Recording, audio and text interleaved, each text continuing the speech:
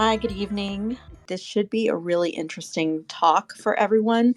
Just a recap of last week, we had a wonderful speaker that was really passionate about women's rights issues, especially in the Middle East, and that was Gulzar. And so really appreciated that. And I thought it would be a really nice segue to bring in a few more activists from our own local home fronts and learn about what they're doing in their own communities and how they're bringing about their forms of activism. I know two of our speakers well, and I'm really interested in hearing, a little bit of the third story. But without going too far with this, because, the stuff that we do is really about human rights, about all of our rights. But that being said, the misogyny is not always directly connected to a religion. However, the Abrahamic religions, by birth, the way they are, by doctrine, are misogynistic. And a lot of the things that we deal with in society today are the misogynist, anti-women, men are more powerful and should, rule. Those things sometimes don't show themselves in a religious form, but they are part of our culture, our societal norms, the things we've gotten used to over the last couple thousand years because of those religious things. Because there were many, many societies slash religions, multiple cultures where women were revered before that. So I personally think that that is a major downturn in the way that women have been viewed. Now, of course, it's different in different societies over time. But I really do think that there's a link to that. The misogyny we see in today's world, whether it be in the Islamic world, obviously, we know how horrible it is. But even, in the West, we see it a lot now. So I think there's so much of that that's connected to those roots that I just want to point that out. Sometimes it's just, this is how I was raised, and that's the reason. And thank you for that information as well, because this is activism on all fronts. So with that, I would like to welcome one of the two speakers, Shannon. Hi there. Thanks for having me on tonight. I really appreciate it. I am Nolafidian Mom on Twitter. My name is Shannon, and I am the communication director of Women's Voices of Southwest Florida. And although I pretty much am always working with that group. I mean, we're a big organization, so yes, not every single one of us has the exact opinions of everybody else, because who does that? But pretty much we came together because last year, one of our newly elected county commissioners in Manatee County, Florida, who is a pastor, he proposed a 6-week abortion ban in Manatee County, where we have no abortion clinics. He did so basically at the urging of Mark Lee Dixon. I'm not sure if any of you are familiar with him. He's not really famous, but he works in the background a lot on trying to get a lot of cities and counties, small places, to enact abortion bans. He started with Texas, and he was actually very influential in getting the state of Texas to enact the 6-week abortion ban. One thing I do want to make sure you hit on, Shannon, and we've talked about this before, but is why they were doing that in a county where there aren't even any abortion clinics, where it couldn't have even been a thing. Yes, actually, so he started with, Mark Lee Dixon actually started with Lubbock, Texas. And in being able to get these little towns, he then was able to influence the greater state legislation into enacting it on a statewide level. And so then he's gone to Ohio, he's gone to Michigan, he came to us in Florida. And basically, it just caused a whole lot of strife in our county, which is ridiculous. But so even though we don't have any abortion clinics, it was basically just about like taking a stand, more like a proclamation, like we will not ever have abortion clinics. We will be a sanctuary county. And Mark Lee Dixon really wanted us to do it because we would have been the first county, which would have gotten 5 cities in one fell sweep. You guys can look back at my Twitter feed and you can learn more about that in detail. But basically, they failed at that. We knew that this was happening in other areas, that we were not unique. And we had seen the writing on the wall when Trump was elected, but we were starting to see that Roe v. Wade was in danger. And so it's so funny. The vice president of our organization is one of the founders. She likes to say that she just started the group because she wanted to talk shit online. But that's not really true. We're all passionate against this particular abortion ban proposal. And then we started seeing the greater need in Florida, that the 15-week abortion ban was proposed, and unfortunately that did pass. We did fight that as well. We've been doing what we can now to connect with other activists, both in Florida. We've traveled to Tallahassee, we've traveled to DC, and actually 3 of us are on our way to DC tomorrow also.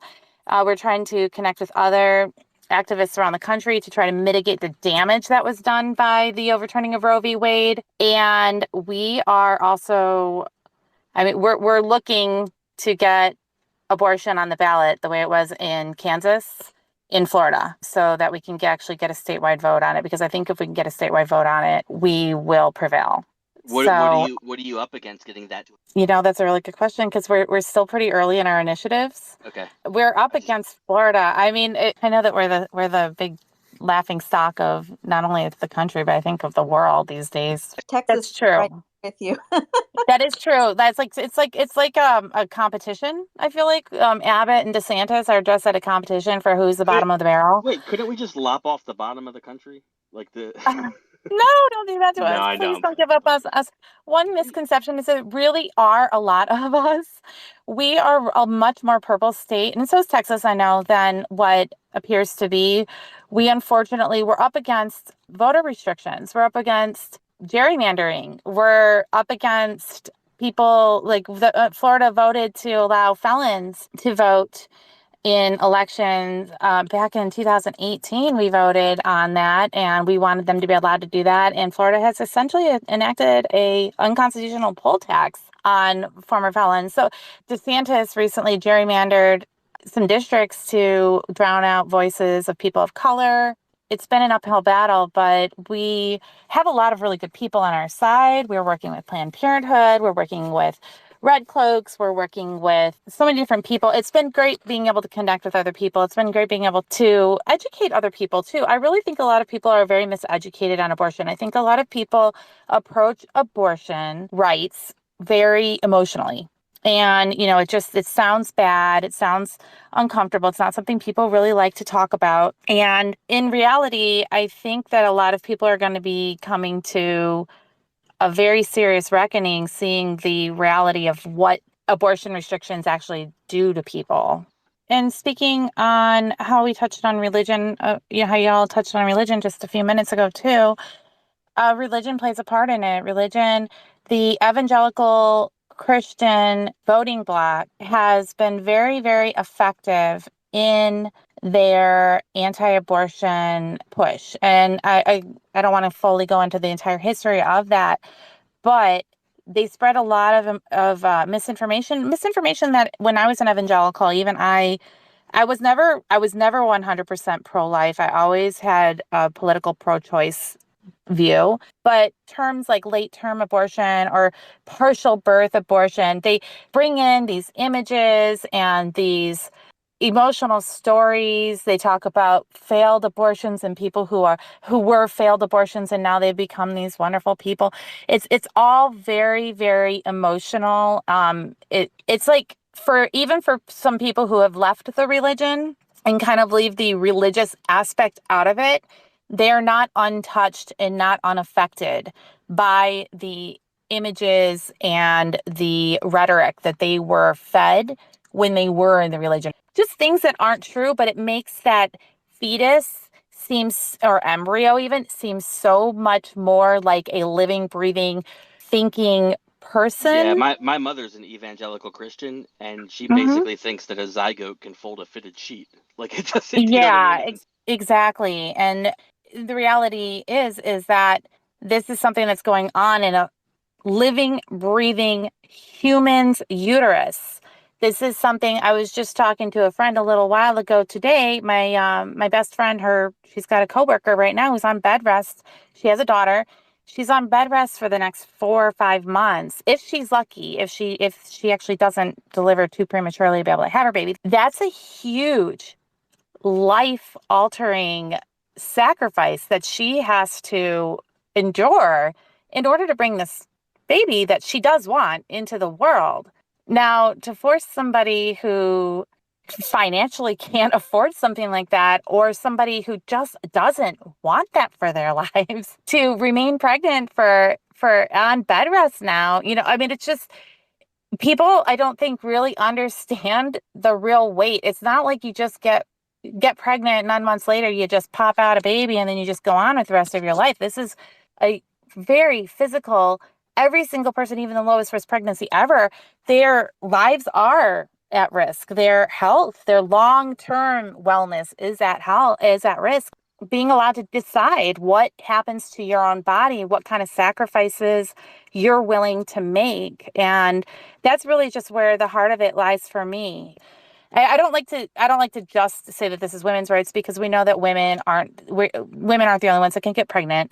Non-binary people get pregnant. Trans men get pregnant. This is just about bodily autonomy for all, and ultimately privacy for everybody in their decisions that they want And to make. that's kind of what I Mhm. was saying, is that it's a life-changing experience no matter how it goes. Even a normal wanted pregnancy with no major complications is a life-changing experience. Exactly. And so tomorrow, three leaders, me and two other really awesome ladies, we're from Women's Voices of Southwest Florida. We're going to be going to DC for the Women's March. If it was my choice, we would be calling it the Reproductive Rights for All March, but it's going to be really good to get there and to try to connect with even more activists who are working toward not just reproductive rights, but just generally bodily autonomy in general, and human rights in That general. It all that's ties together, really. It's that's a not, good phrase. reproductive rights aren't in a vacuum.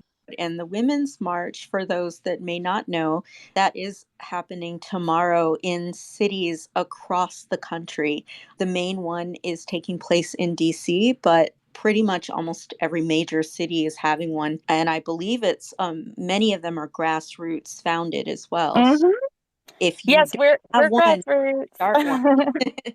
You can start one. It's not too late. Yeah, actually, yes. And we are a grassroots organization. And actually, we're modifying ours. We're actually flying to DC. We're coming back on Sunday morning, and we're holding an event here Sunday evening. It was going to be a big march due to Hurricane Ian. We are going to be making it more of a community outreach event, but we'll also do a rally about reproductive rights. We're going to be trying to also do a drive for supplies and food and everything for the people affected. And next I'm going to introduce Jess, and I will not go too in depth because I know Jess will not be short of words. She does need no further introduction. That's funny. Hey, y'all. So I'm Jess. I'm from New York City. I serve on the Special Victims Bureau for one of the district attorney's offices here in the city. I am a lifelong atheist. I handle the kid cases here in my borough. So if there's a case, there's a crime, there's a kid, that case comes to me. And one of the big things that I enjoy about the work that I do is that there is no religion in it. Because if there were religion in the work that I did, we would never convict any rapists. Because rape's okay in religion. So it's a very interesting experience to be a secular person upholding a secular law. And unfortunately, there are, I would say, a worrying amount of conservatives and religious people in my office. Maybe not particularly in my bureau, because we do deal with some pretty insane shit, and it's hard to be conservative religious person, I suppose, when you're looking at a child victim of a horrific crime. But people will deceive themselves on many levels, and some people I know just retreat even further behind Catholicism in order to deal with doing the job. I personally do not. I used to be a teacher before I moved to criminal justice. And since beginning the criminal justice job, I have had two of my former students come across my desk and had the joy of going to the trial of one of the mothers, who was absolutely floored to see me there. And this protection of the innocent, this upholding of decency and values, and this getting of justice for those who are unable to get it for themselves has always been a singularly secular pursuit in our nation, but particularly for me, has been a singularly anti-theist proposition. Because I don't know if there's anybody else here who's done crisis work, or who is an EMT, or who is a police officer, or a counselor, or does, Safe Horizon, or is a clinician or anything like that. So like Shannon knows of what I speak. You cannot look at the faces of people who have suffered and say, all for me and none for thee, and still be considered a good and honorable person. I have encountered in my work people whose main philosophy is that. And as an example, we had an Orthodox Jewish man who beat his wife to the floor in front of his children and called Hatzolah, which is the volunteer Orthodox ambulance in the city, and knocked her off the stretcher once they had picked her up off the floor. And in court, told the judge and the jury that it was his God-given right to do what he did and that he would do it again. And that no court, particularly not a secular court, was going to tell him how he was going to conduct himself in the bounds of his own home. And he is not unusual among the religious in general. Just to throw a little in, Jess, because I'm sure I know Mhm. it's not the same. So just to let people know, my rabbi, who is not the same guy, was convicted of having his wife murdered. I have a picture with my rabbi, and I will gladly tell the story sometime. But again, another Jewish or religious leader, and he went down swinging. There had to be two trials, and the second trial, his children had to testify against their father because he was not willing to admit it. Like going down fighting, saying, I'm the most perfect person. And how hard is that in the patriarchy? Like there is something about insular religious communities, and there's rather a large Orthodox community, not directly near where I live, but within my same borough, that is so incredibly insular and so determined to exclude themselves from society at large that when they encounter the criminal justice system, which is where I encountered them, they're shocked. There's a culture shock. There's an immediate disdain, an immediate, you can't tell me what to do. I mean, aside It from the doesn't fact, apply to all religious people, but the people we were just talking about do consider themselves the chosen yes, people. yes, this is a particular community of people. This is not to say the entire group, but this is a particular community of people that makes no secret of the fact that they don't feel that they should have to obey American law. The Mormons are big on that too, not having to obey American law. But in particular, this group of people feels as though the criminal justice system should not apply to them, and that the only people that would be able to judge them are a tribunal of their own peers from their own group. And having heard people honest to God say that, fake God, having heard people honest to fake God say that in court from more than one religion, saying, but you can't judge me, only a group of my peers can judge me, and being told that that jury is a group of your peers is fucking unbelievable to listen to these people. Excuse my Well, we know the Catholic Church has been doing that same thing for a long time. Let's let yeah. our peers judge us. Yeah. Yes, and we all know that will go nowhere. That's like the NYPD investigating itself. Yeah, okay. That's why the DOJ is investigating special victims right now. And I wish there was a way to fix it, but that would require the taking down of a lot of very powerful, entrenched, old, rich white men. And when I tell you that that's not going to happen, I mean it. So, all of that being said, that there is no benefit to the work that I do from religion. And in fact, I take benefits away from religion in my job. And I can recall speaking to good old Frere Jacques there, Dale, Brother John, when I told him that my job would impede upon his job and that my job actually made his job more difficult. And he was like, there's no way that's possible. And at that point, he didn't know what I do. And he's like, that's bullshit. And I said, I'll tell you why what I do puts your dumb Jesuit youth pastor bullshit ass to shame. I put pedophiles in jail. And yes, that does make your job harder, right? And of Yeah. course, he hated that. But anyway, thanks for sharing. Zaylen, did you want to Yeah, thank you, Jess. Hearing more stories like this is something that, helps educate myself, educates others, and it You know what? You might be interested in reading the latest studies that they've been doing about the yeshivas in New York City, about how they're basically calling them out once again for yeah. not teaching the children anything and thus forcing them to be dependent on the cult. You might be very interested in that. I did see like a documentary, was it like last year, a couple of years ago, One of Us, and it was about just Absolutely following horrifying. a few people that and it was like a very rare glimpse. Yeah, And I know the first lady. one of the things it brought to my mind, and it's relevant to the month of October, is Domestic Violence Month. And that, this is the time to bring that to awareness, because in that One of Us documentary, it follows the plight of one of the women who just was fighting a losing battle, unfortunately, against the community, because her voice was pretty much just taken away. She's just has run out of money, and just no leads really. Can I jump in a little bit on that? I'm sorry to keep stepping on you. I No, apologize.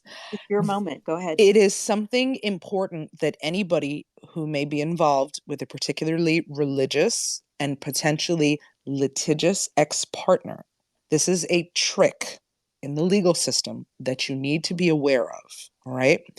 Particularly among insular religious groups. They will hire one of their own who is a lawyer, and then they will attempt to pull the following stunt. They will tell the judge, because in custody cases, DV cases, things like this, the children are the first consideration, right? They will tell the judge, oh, it'll traumatize my kids way more to have them leave with my spouse and uproot them and take them away from everything they may possibly know, right, in their community now, than it will to just have their mom move out or just have their dad move out. But mostly it's men doing this against women because men have the power in that community. They also lie about women a lot in cases like this, where they'll say, oh, she's crazy, she's non-compliant with mental health treatment, or she strangled one of the kids or whatever. Like, they'll just make shit up, right? So anyway, they'll tell the courts, they'll tell the judge in family court, it's much more traumatic for them to be removed from the community than it is for their mother to just remove herself. So they will make it sound like those kids will suffer horribly if they leave the community, which everybody knows, including the judge, that they will not. Right? But what they say is, well, she doesn't work. She doesn't have the support of any community around her. She doesn't have a job or any money. So therefore, she can't take care of these kids. I, the man, have the support of the community. This one guy who I saw try to do it, and thankfully I warned the lawyer about it beforehand, so she beat him, but he didn't have a job. He just studied Torah all day, so he would not also be raising his children either, right? So I, the man, have the support, have the money, have the credibility, and she's just a stupid whore, right? So once a lawyer is aware of how they manipulate the system, it's easier to beat them. But there was a point made earlier, somebody said about emotion. It's all emotional manipulation, which is why their only defense is, oh, but the children will suffer. No, the children will not suffer being removed from an abusive environment where they aren't learning anything, right? The children won't suffer being removed from a DV situation. What will suffer is your imaginary idea of yourself and your reputation, because then the stupid whore, slut, bitch, woman wins, and she's not allowed to do that. And that right there is the basis of religious inequality in relationships. And when you are dealing with a religious ex-spouse or a religious ex-partner, just be aware that this is a very big possibility, and you need to be prepared to work against that. Even if it's not your situation, it's somebody else you know, it's a cousin, a friend, a sibling, whatever. That is something that must be taken into account, that they will do. And it is easy to defend against, but you have to know they're going to do it, because on its face, it sounds very persuasive. Jess, you said a lot of bad words and a lot of misogynistic words. We're I'm no longer so friends. sorry. I'm a Yeah, terrible misogynist. I apologize. It's all good. I have heard men call their wives that in court. Yeah, of course you have. It's because Like they don't care. They'll say it's whatever. because we're superior and we get to tell them whatever the fuck they want. I mean, Because obviously, you have that thing that hangs down, you know? right, that's what makes us superior. Just the dick. Anyway. Jess, my friend in her divorce, his mother wrote this letter. Well, no, I'm sorry, it wasn't in his divorce. It was in his criminal proceeding, because he also was a domestic abuser. His religious mother wrote a letter to the judge calling my friend a Jezebel in consideration for his sentencing. Called her a Jezebel. I'm sorry. Oh, I'm I might sorry. have to find that letter. I'll send it to you. I'm sorry to chime in there. I just thought you'd like that. I do love that. I love when religious women show what filthy gender traitors they are. It's so fucking funny. It's so funny because then you turn around and say, let she who is without sin cast the first stone, ma'am. Yeah, the judge didn't go for that shit.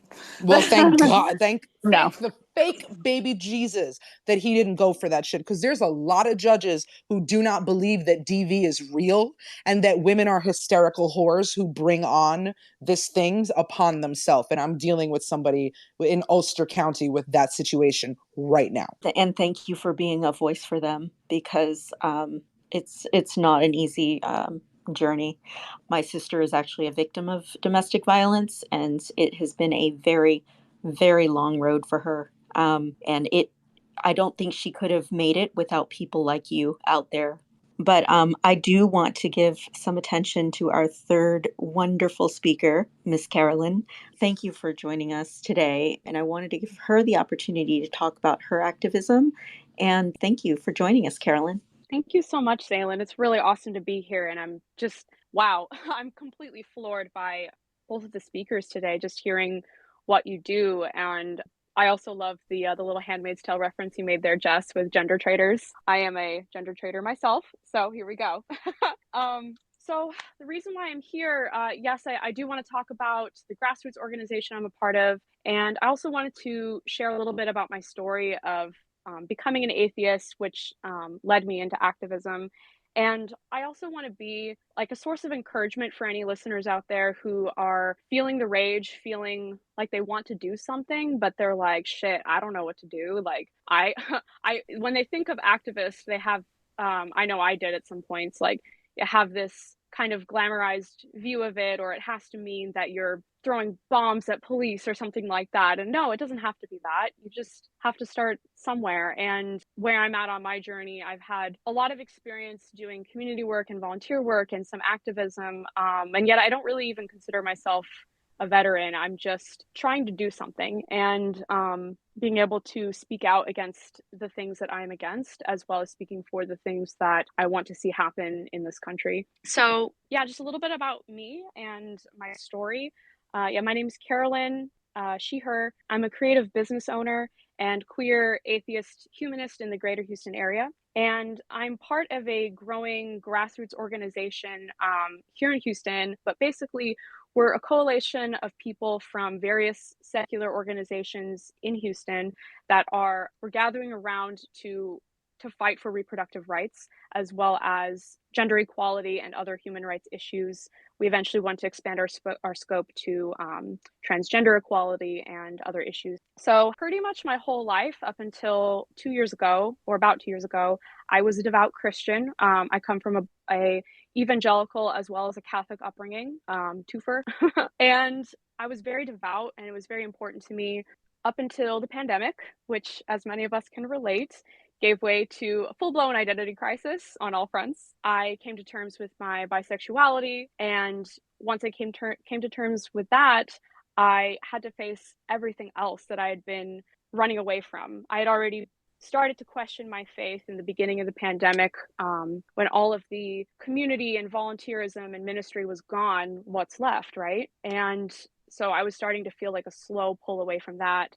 And it would eventually take another year of working through my religious trauma and deconstructing and meeting other people like me going through similar things. Shout out to Recovering from Religion. It's an excellent peer support organization for people who are dealing with doubt. And so last October was when I declared myself an atheist. I even had a full-on Bible burning ceremony. It was great.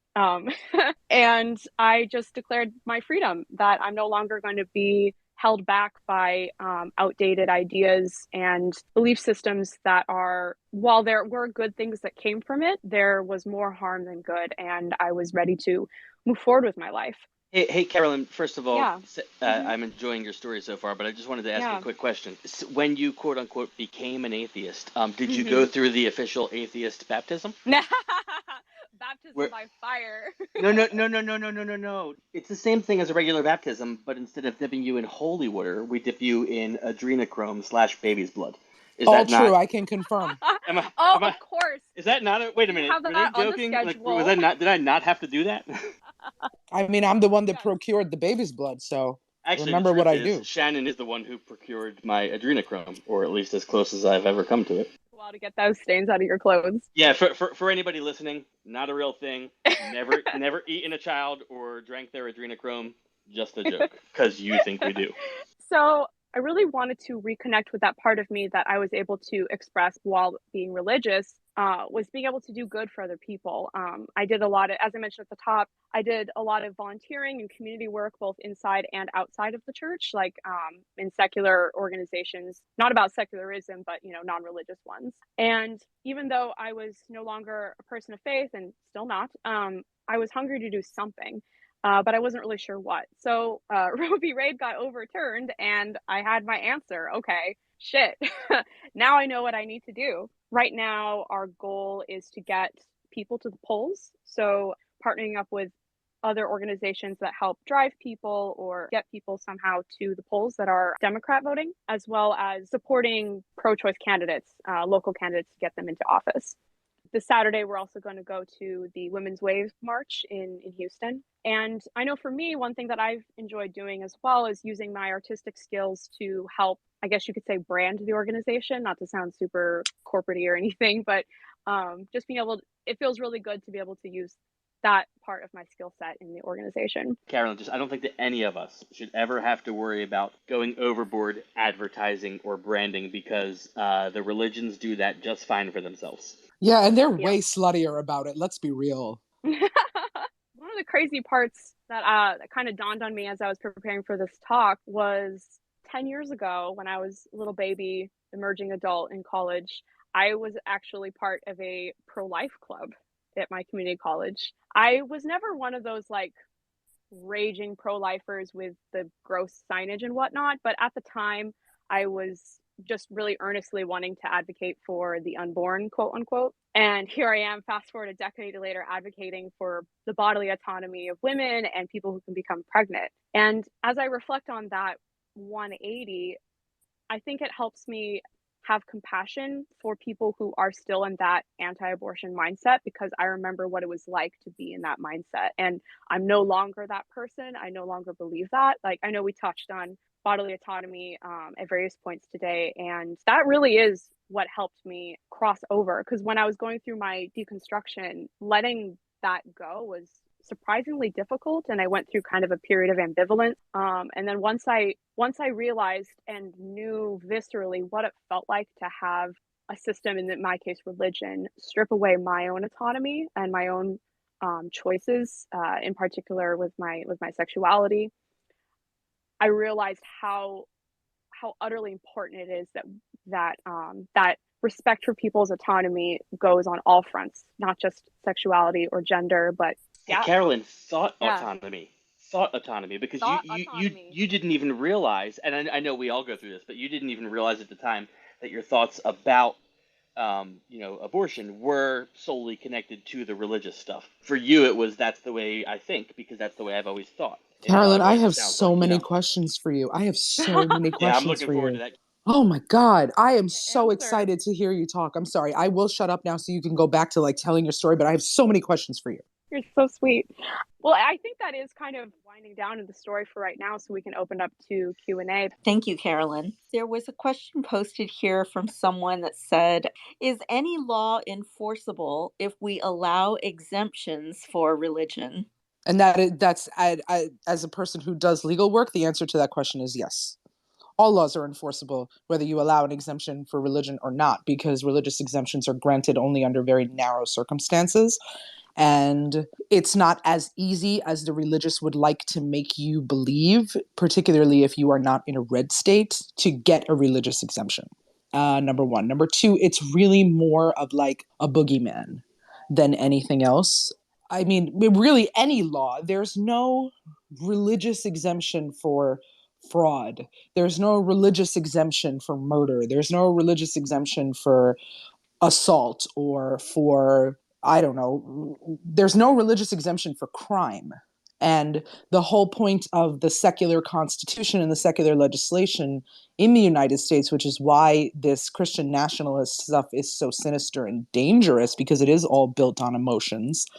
Um, those things really have no relevance to the Constitution or to the legislature of America, because the point of the secular law is equal protection, insofar as America even manages to achieve equal protection, because as we all know, they do not. But the point and the aspiration of the secular Constitution is that it affords equal protection, even if you're a deluded asshole who thinks there is a magical man in the sky who thinks you're swell. Absolutely no one jumped up here as a speaker. Did you want to add to that? Not really. I mean, I think the previous speaker probably knows this topic way better than I do. I just remember being a former history teacher. I think the Mormons, like around the mid 1800s, tried to use that religious argumentation for polygamy, and they surely did. And if I recall correctly, one of the Supreme Court justices said that if you allowed religious exemptions, I'm paraphrasing, that the religion would become the law itself. That is correct. And do you know what the exemption was they were looking for? No, ma'am. Polygamy.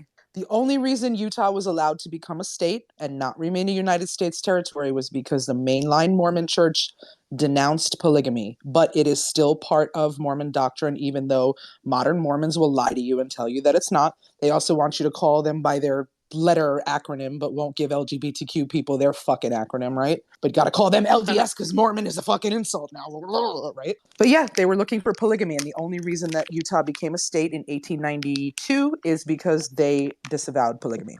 And can I add just one quick comment onto that? I agree with everything. Amazingly enough, this incredible religious organization, when they realized they were not going to be able to come in for the reason you just specified, the religious leaders had a vision from God that polygamy was no longer right. Of course they did. It also actually applies to people of color getting the priesthood. Sorry, there's a motorcycle out. Oh, which was only the end of the fucking 20th century. Right, it happened. I can't remember if it's 79 or 80. Anyway, right in there. It's 82. Okay. Yes, but and worse than that. Yeah, they were going to lose their tax-exempt status, and that's the only reason they did it. It's disgusting. That's right. Hey guys, I'm sorry. 1 second. What year did they drop their racism? Like never allow black people in? Never. No. But I mean, well, they still call them like the mark of Cain, right? They think of Native Americans in that same way. They're colored Mucus, by did you sin. grow up Mormon? I did. Yes, I know. Oh my God, I know all about this. They used to actually make you get naked and sit in a bathtub. Yep. They would rub you down. Strangers would rub your naked body down as part of their temple ceremony, but they don't think they're a cult. It's so weird. Did you have to wear the apron and the veil and all that stuff? I never went because I never believed it. Good. I don't know why, but it didn't work on me. I just know it secondhand from like other people, and then I've watched the videos. I'm so happy you never went through the temple, because that shit is fucked up. I've never heard anyone that thought it wasn't anything but traumatizing, to be honest, because they don't prepare you for it in any way, because it's so secret, and then you're never allowed to talk about it afterwards, so you can't. And what is it secret process the trauma? It's secret for no fucking reason. It's secret because they don't want anybody to know what goes on, because they would stop it. Exactly. Because it's weird. Like, it's super weird. Did you know that when you get your temple nearly completely plagiarized from the Masonic rituals? So 100%. So that's also kind of suspicious. That's why they're ripping down the Salt Lake City interior of the temple, because they know that everybody's caught on to the ripped off Masonic symbology, which is hilarious. Right. But also, like, let's be real. These people are asking 8-year-old children if they masturbate before their baptism, in their pre-baptism interview. Oh, totally. Alone in a room with an old man by themselves. A person, a child, alone by themselves. And my friend who grew up Mormon was almost sold off at the age of 17 to a 45-year-old man, except she said, oh, oops, I got a modeling contract. I got to go to Tokyo. Hey, I'm sorry, real quick. Just let me jump in. If you could, Jess, can we get some questions from the listeners? Hell yeah. Tell me to shut up anytime you want. No, I am. I was just trying to do it in a kind Thank you, Dale. Yeah, shut the fuck up. And if anybody else wants to get in with questions, because absolutely no one jumped in, and Mucus, you're in now too. I also have a few questions that were listed out on the advertisement that I'm going to read off at some point.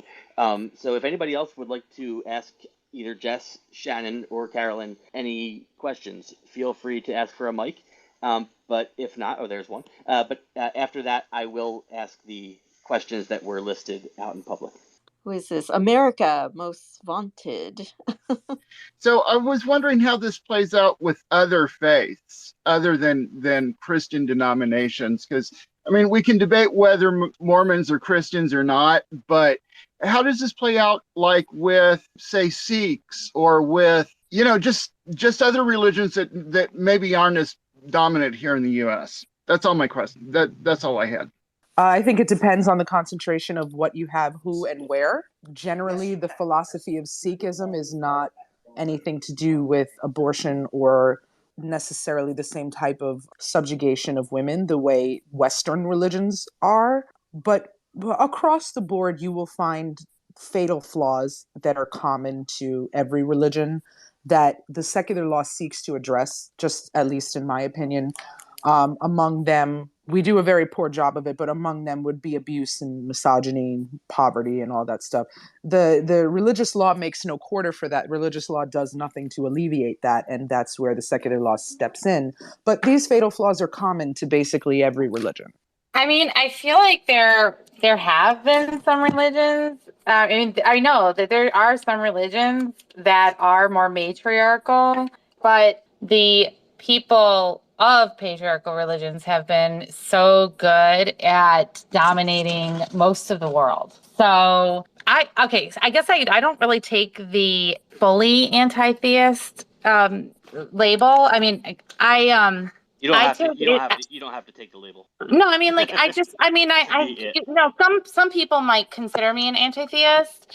I'm more so along the lines of once you've decided that your religion it entitles you to make my laws or to decide what goes on in my life, my kids' lives, my body, or once your religion has decided that it trumps the laws of the country as far as like domestic violence laws and laws, like, you know, that do grant rights to women and LGBTQ people and children, that's when I take issue with your religion. So I don't really care what the religion is. I care what your ideology is behind it. And I just want I'm with you, but I just want to throw in something, just a sentence that I kind of like saying when people say that. I know that the phrase anti-theist sounds nasty to a lot of people. So does atheist. But one thing I say to people when we say that is, so what you're saying, you're free to believe that these are the omnipotent rules of the universe that we must abide by, but don't push it. Like, you know what I mean? So that's Amen. kind of where it's tough for me. Like, I believe that you're going to hell, but I can't try to help you. That's the tough part. I'm not saying people can't believe it, but when you truly believe, how do you believe without acting on it? That's where it becomes a philosophical difficult discussion.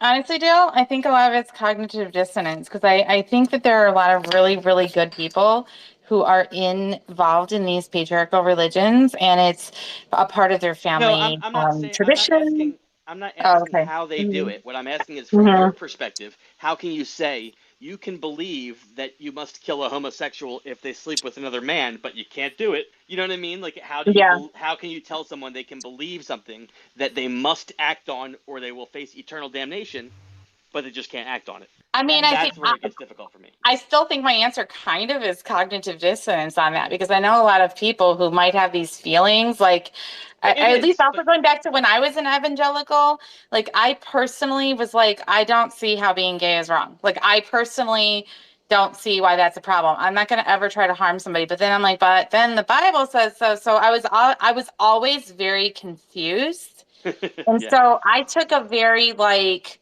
well, I'm not going to go and tell somebody that their way of life is wrong. So I don't really, honestly, and I think that there are a lot of people that are still in those religions that they know what they're being taught is wrong. Like, deep down, I knew that was wrong. And that's why I wouldn't act on that. And usually I think when that happens is when the struggle begins. Well, yeah, but I mean, yes, I agree. But then again, there are some churches here, and I keep record of them just before the people who do still have faith, that openly embrace LGBTQ people. I know somebody who's an employee of a local church, and she was at one of my marches, her and another employee of that church. They were at one of my abortion rights march, and they came and they bought T-shirts from us because they wanted to donate to our organization. Like, their church takes the stance that they support reproductive rights and they support LGBTQ people. But I mean, I know their Bible doesn't agree with them. So it's like a way that they do these mental gymnastics to hang on to that faith, because that faith brings some sort of a comfort. We'll move forward, but I wasn't suggesting that I don't agree with that being better than the other. I'm saying tell someone, because you can't say, okay, compartmentalize these two things. You believe this, but you act this way. People can do that, but you can't force someone to do that or make, get someone to do that. It just has to be done by them. True. I think there's a lot of just kind of weird thinking when it comes to religion personally. I was actually brought up in a Pentecostal church, and in their faith, women aren't supposed to wear makeup, they're supposed to wear dresses, they're not supposed to wear pants. There's just all these like little tiny, and couldn't get your ears pierced, all these little tiny things that I look at and I go, well, okay, so if a guy wants to get his ear pierced, he can, but because my 11-year-old cousin wants to get her ears pierced, she's a harlot. It's just the stuff that doesn't make any sense. I'm sorry, harlot hits about as hard as Jezebel hit earlier. My mother took me to get my ears pierced when I was 4. I don't understand how that's harlotry. I took myself to get my ear pierced when I was 16. That's hot. Absolutely no one. Please go ahead. Mine's not really a question, but I was raised hardcore Pentecostal. Can I just state what brought me to change my mind on abortion? Would that be all right? Yeah, of course. Yeah. I followed Shannon for a long time. This is the first time I ever heard her voice, and I kind of feel like she's a buddy, so it's kind of nice to hear her voice for once. And anyway, so I was hardcore fundamentalist, and then I was in college, which I think is one of the reasons why the fundamentalist was against, and I was taking a human sexuality class. Being a guy, I've never had a menstrual cycle, a period, none of this stuff. There's just so many things as a guy that I did not know into the class. Like, it never dawned on me that a woman, if she dies, the kid's going to die. The man can die before the child is born, like Bill Clinton's father. The baby still comes out. A man can die before the child is conceived. I never dawned on me until I was in human sexuality class. But the thing that really got me was when I learned that women become pregnant all the time and the pregnancy doesn't last and they get swept out. When I learned that God did not make pregnancy this bulletproof thing where every time a woman got pregnant, the child absolutely came through, that's what changed my mind on abortion. Yes. I mean, there's a various estimate, but basically it's between like 50 to 85% of conceived of fertilized eggs get lost. Yeah, that's how you know that anti-choice is bullshit. Exactly. Because as I delighted in telling people in my history and politics, politics and religion class, in my history and religion class, my politics and religion class, that if their God is who they claim he is, then he is the most prolific abortionist in the history of the universe. And when I tell you that the Black conservative girl in my class almost lost her fucking shit at me, I was like, how are you a Republican? How are you a Republican? She was a hardcore MAGA Republican, this girl. I mean, like Candace Owen, but stupider. And we have Patricia sometimes ends our spaces with a lovely 10-minute mindfulness session where we kind of focus and do an inner secular woosah. And she's here to, quote unquote, bless us. So I'd like to welcome Patricia. I already like her better than you, Dale. Hello, I am back from rehearsal. I'm alive. Yeah, do you have a little bit of voice left for us? What's really funny is that I, of course, just came from rehearsal where, I'm singing all these praises. Oh, by the way, for anybody who does not know Patricia, Patricia is an opera singer. Me too! Yay, Patricia! Yes, opera singers, woot! Woohoo! Yeah, I'm more an opera yeller than a singer, but yeah. I was gonna say I've been compared to the Phantom, but that's all I got. Patricia, did you go to school? Did you sing in school? I did, yeah. Yeah, me too, girl. Okay, I'm gonna leave you alone now. Yeah. I did all that, and I got kicked out. So where'd you go? Peabody. Oh, you fancy? Listen to you. I went to Queens College. You ever heard of that non-conservatory? Yeah, just because I went to conservatory doesn't mean I actually learned anything. I didn't either. That's why I left. I got you, girl. Yeah, it was. Everybody, stop talking. I'm trying to relax. It was an interesting experience. Anyway, yeah, I come into this space to offer you just a moment of mindful breath work, I like to call it, because it's not quite meditation. Really, it is just thinking about how we breathe and how to slow our breath down just to kind of activate that parasympathetic nervous response to get us into that rest and digest mode that we all really desperately need in this busy, crazy world. So, yeah, if you wouldn't mind, I hope that you are someplace comfortable where you're able to make some silly noises. And if not, we have a variation for you. But I invite you now to either seated or standing, bend over at the waist. Bending over at the waist will cut off air to the low front, which is where we are used to taking that big, deep breath into our belly. Place your hands on your low back now and take a breath in through your nose. Really expand air into that low back region. We don't even think about breathing into our low back sometimes. Breathe out now and see if you can feel that movement of your breath kind of letting those ribs come back down to neutral. Let's try again. Breathe in through your nose. Really notice all of that air filling up into the low back, concentrating air into the low back region, and breathe out through your mouth. These breaths should be nice and slow. We're always going to breathe in through our nose and out through our mouth. So still bent over at the waist now. Move your hands to your mid back. Hopefully you can get your hands flat on your mid back. It might be a little harder if you have some inflexibility in your shoulders, but just do the best you can. Breathe in through your nose. We're going to really isolate air into the mid back section now. So it's okay if you breathe into the low back, but really try to concentrate air into the mid back. Good. Breathe out. Excellent. One more time. In through your nose. Feel those ribs expanding. Nice. Breathe out. Okay. Come back up to a neutral sitting or standing position now. Nice and slow. Don't come up too fast because you'll get dizzy. Place your hands on your low sides, placing them right above your hips. These are the lowest ribs down. We're going to really try to focus air into the low sides, having your sides press out as you breathe in. So you're really thinking wide. Think a wide breath as you breathe in. In through your nose. Let the ribs expand in the low side section. Breathe out.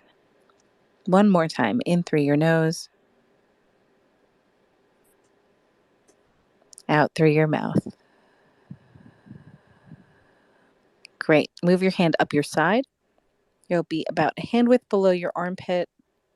You can think bra strap even. That's about where you want to have your hands, so nice and high up on your sides. In through your nose. Let those ribs really expand. If you're feeling movement in your hand, if you're noticing your elbow move, you're doing it right. Breathe out. Ribs coming back to neutral. One more time. In through your nose. A little bit more. Release all that air. Really relax. We have a tendency to want to keep our ribs expanded as we breathe out. Just relax everything down. Very nice job. Give yourself a hug. Wrap your arms around your front. Cross them in front of your body and place your hands on your shoulders. This is going to give you just the tiniest bit of resistance as we try to breathe into the mid-front section. So your chest should rise with the breath. If your shoulders come up, that's okay. Go ahead and breathe in through your nose. Deep, slow breath. Slow breath in. Really notice your chest coming up. Focus that air. How about your posture? Are you noticing that you're sitting up or standing up taller as you breathe in? Keep that posture and breathe out. Let the chest come back down. Let the shoulders drop, but stay nice and tall. Good. One more time. In through your nose. Breathe out. Out through your mouth. Really relax. Great. Move your hands down to your low abdomen. Place your hands right around your belly button section. I'm going to ask you to release your abdominal muscles. We hold so much tension in our abs all day long because as society, we are told that we have to keep a flat, firm belly. This is permission to just let it go. Release those abdominal muscles. You can breathe in deeper if you do that. So take a breath in through your nose, nice and relaxed. Big, low breath. You should feel your belly expanding. Great. As you're breathing out now, you can pull your belly button to your spine. This is how we learn to control the airflow. Your abs are your gas pedal when you're breathing intentionally. When you're singing, this is where the support comes from. They call it a supported breath. It's all from your abs. Let's do that again. Release those abs and breathe in through your nose, nice and slow, but a nice, big, deep belly breath. Good. Again, breathe out through your mouth, using those abs, really controlling the air. You're in control of your breath. Let's do a big breath in, concentrating on all 6 areas now. Low back, mid back, low sides, mid sides, low front, and mid front. In through your nose. Think of your whole torso as a big balloon that's just filling up with air. And a breath out. Think about your abdominal muscles. Think about pulling them in, belly button to spine. Great. We're going to do a round of Faranelli breath. So what that is we're going to breathe in over 4 counts, hold for 4 counts, and then breathe out over 4 counts. And then we'll immediately increase to 5 and keep going. We'll go all the way to 8. Here we go. In through your nose. Breathe in, 2, 3, 4. Hold, 2, 3, 4. Breathe out, 2, 3, 4. In, 2, 3, 4, 5. Hold, 2, 3, 4, 5. Breathe out, 2, 3, 4, 5.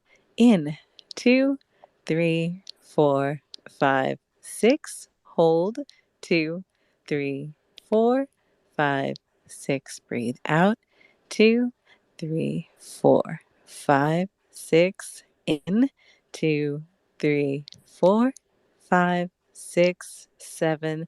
Hold, 2, 3, 4, 5, 6, 7. Breathe out, 2, 3, 4, 5, 6, 7. Breathe in, 2, 3, 4, 5, 6, 7, 8. Hold, 2, 3, 4, 5, 6, 7, 8. Breathe out, 2, 3, 4, 5, 6, 7, 8. Release any air you might have left over in your lungs. Breathe normally. And we'll do one last exercise, which is my very favorite. So I want you to pretend like you're a kid again, and there's a window or a mirror or glass door in front of you, something that you're going to fog up, a glass that you're going to fog up. So breathe in through your nose. Nice big breath, nice and slow. And drop your jaw and fog up that window. Draw something silly in that fog that you just created. Let's do it 2 more times. In through your nose. Find a new spot on your glass and fog up the window. Nice and relaxed breath out. Draw another silly thing in that fog that you just made. And one last time. In through your nose. And breathe out. Fog up the window. Draw one last silly thing. And as you're drawing that silly thing, which I know for Dale is usually cock and balls, I want you to think about... Me too. Something silly that happened today that made you smile. I want you to think about somebody said something kind to you that really made your heart feel light. I want you to think about that. I want you to also think about something that might have gotten on your nerves. And how did you respond? Did you respond in anger or frustration? Could you have taken a moment to just breathe through it? Remember that you always have a chance to fix your mistakes. Forgive yourself those mistakes and move forward in confidence. Remember, friends, that you are extremely loved by the people in your life. You are worthy of that love. You don't have to change anything about yourself to be worthy of love and all good things. You have literal heart of gold. There is gold in everybody's heart. So there's never, ever a moment in your life when you should ever feel worthless. Thank you for stopping and pausing with me for a moment today. I'm proud of you for taking a moment to breathe, for sticking through all of this. I know it sometimes sounds like hooey nonsense, but really, truly, there is so much benefit to slowing down your breath, slowing down, being mindful of your breath and nothing else in that moment. So come visit me sometime when I'm hosting a space. I do try to host a space daily. Thank you so much for being here. We always appreciate you. And I know it's getting close to closing, so I just wanted to say again, thank you to every speaker today, the people that came up and asked questions. Thank you so much. I know it's like a little nerve-wracking at times to come up here and talk, but we appreciate you as well. And for those that are involved in activism, just first of all, have a good march for those who are going out tomorrow. And just may you find continued success as you continue to bring awareness and education through action. I really appreciate all of you. Thank you. Dale, did you want to have some closing thoughts as well? Not much. I did just want to say quickly to Patricia specifically, thank you again for that. I do not draw a penis and testicles every time we do the breathing thing. However, earlier in the breathing thing, and I do know we're focusing on women's rights today somewhat, so I understand, you gave a marking point that we were looking for on our sides where our bra goes, and I wasn't able to find that. So first I can't find my bra, and then you're telling everybody that I draw cock and balls all over the place. Whose place is this? Like, Dale, I was people are totally shitting on me, okay man. with admitting that even though it didn't occur to me till the last fog, I definitely at first was like, a smiley face, a heart. And then the last one, I was like, no, it didn't. You know why? Well, real quickly, and I will say goodbye after that, but this is why Patricia said that. And Patricia and I get along great. But I once on Patricia's spaces, because I do visit Patricia's all the time. I love doing this relaxing thing. Not necessarily, for me right at this moment, but you hippie bastard. All the time. I do. I like it. And Jesus. so I don't. And she said it might sound like some voodoo woo stuff or whatever. When have I ever co-signed any type of woo? So, well, not only that, but everything Patricia just did is just the first part of your warm-up for a voice lesson. But listen, so the last thing I want to say is the reason she did that is because I said to her once, wait a minute, why do you say find a new spot to fog up? It's an imaginary. Like, why do you even have to wipe it? Like can't we just do it and it goes over again? Like, we don't have to find a new spot. You can just keep using the same spot. I thought my imagination should have been good enough to be able to reuse the window, and she thinks our imagination should be able to guide us to a new part of the window, like in real life. So very complex issues we have. That being said, thank you everybody. I do agree with Zaylen. Like it was really good to hear everybody's opinions. This activism stuff is important, and I want to add that activism is not. Somebody said this earlier. I think it was Carolyn that mentioned. People think of activism as like you have to be out there. In fatigues, crawling, trying to get something done. That's not true. Somebody said the other day on a tweet, I see these people doing these podcasts talking about all this stuff thinking they're actually activists. They are activists. If you're speaking up on these important issues, and whether it's just like what we're doing here, so other people can hear and listen and share and spread the word, spread the word, not the good word, the true word. It really, really is. That's activism. You're pushing for better society. You're pushing to change things. That's activism. It doesn't matter how you do it. Every little bit we do counts. It's like every vote counts. Every little bit of activism, even if it's just a tweet, counts. And so I'll end it on that. Go vote. Voting is activism. Word.